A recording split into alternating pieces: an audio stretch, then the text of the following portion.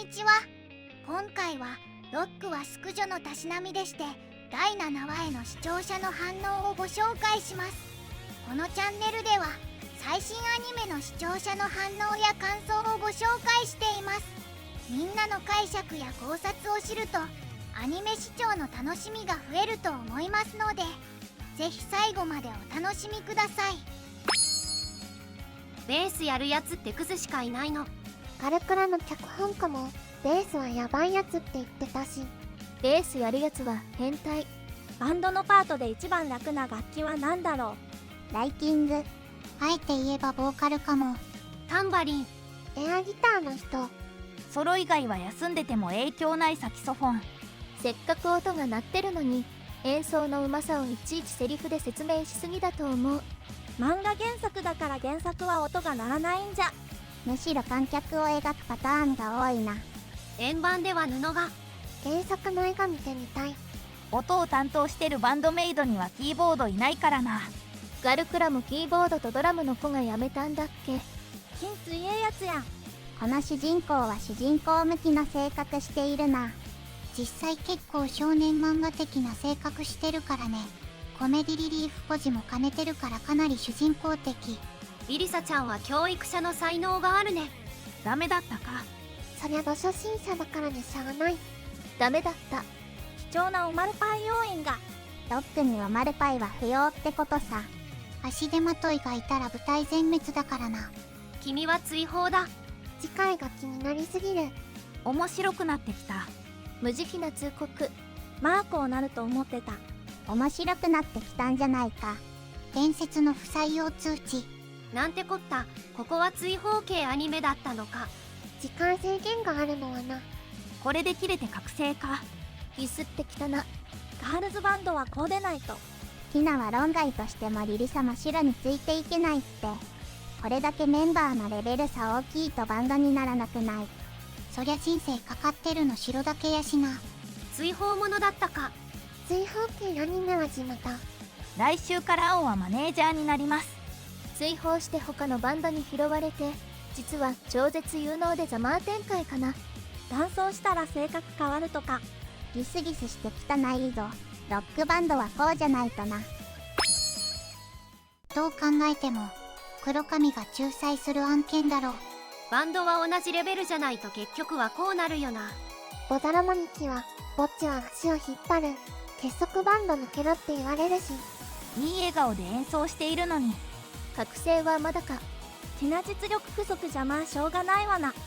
下着解放しないと本気出せないのか。バンドを追放されたパイセン実は最強でした。異世界なら最強でも現代日本だと追放されたらそのままなんだよな。女の子バンドなのにギスギスしすぎ。バンドリを見習えよ。アベムジカか。見習うと人格が分裂したりするぞ。最近のトレンドはギスギスバンド。最初からギスギスしてる定期。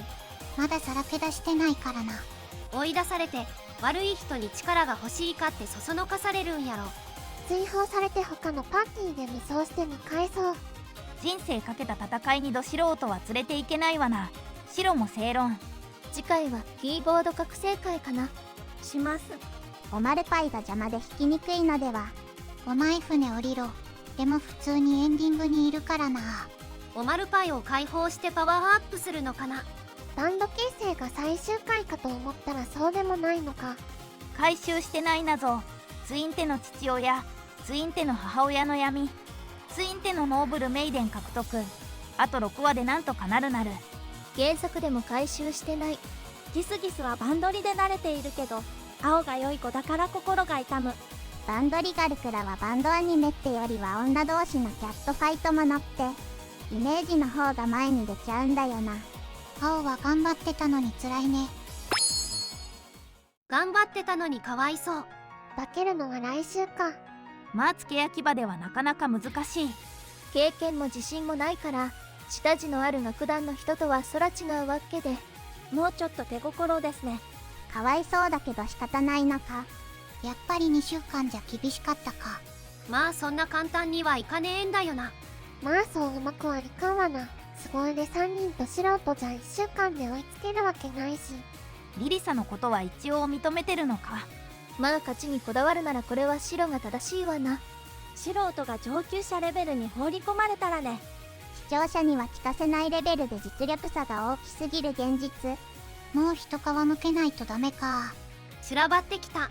まあだとは思ったけどな。いきなりど素人がいてシャーシャーと割り込んで、いきなりキーボード弾かせて2週間というわずかな期間で完璧にこなせってのも無謀に近いんだよな。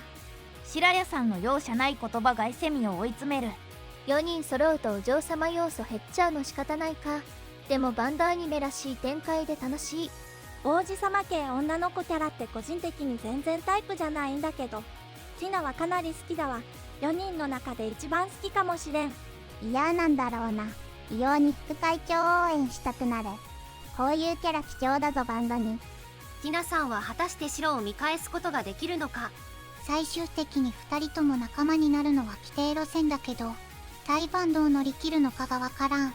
でもこのクソ性格の3人組にひたむきに努力するティナが今日受けたら困るから、ティナのことを考えるなら一刻も早く抜けたのがいいよな。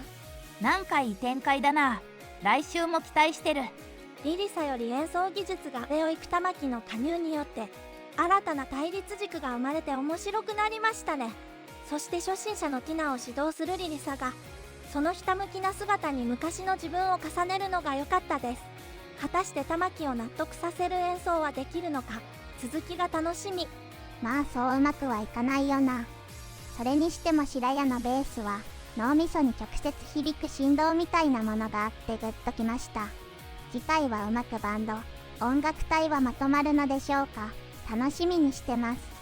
白谷玉木の完成された音楽とリリサの焦り、それよりもティナ先輩が初心者すぎて泣けてくる。努力は裏切らないとはならないし、今の自分を変えたいという意志だけでは届かない境地。対バン内部直前でどこまで成長できたか気になります。なんかスポコン的な感じで良かったです。けどティナさんこのままじゃ厳しいかな。リリサも親身になってるので頑張ってほしいです。それと対バン相手もなんか悪くなさそうな人たちなので来週も楽しみです。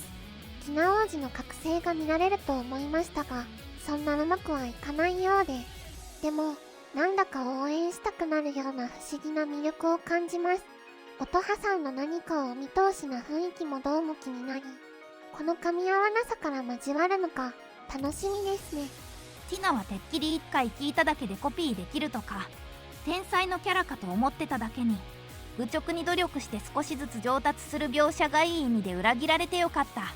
まだバラバラの4人のロックがどうぶつかり合うのか楽しみ。最後までご視聴いただきありがとうございました。皆さんのご感想や注目ポイント、考察などありましたらコメントで教えていただけると嬉しいです。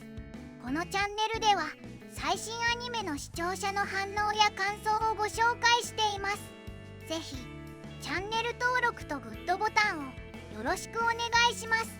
それではまた次回の動画でお会いしましょう。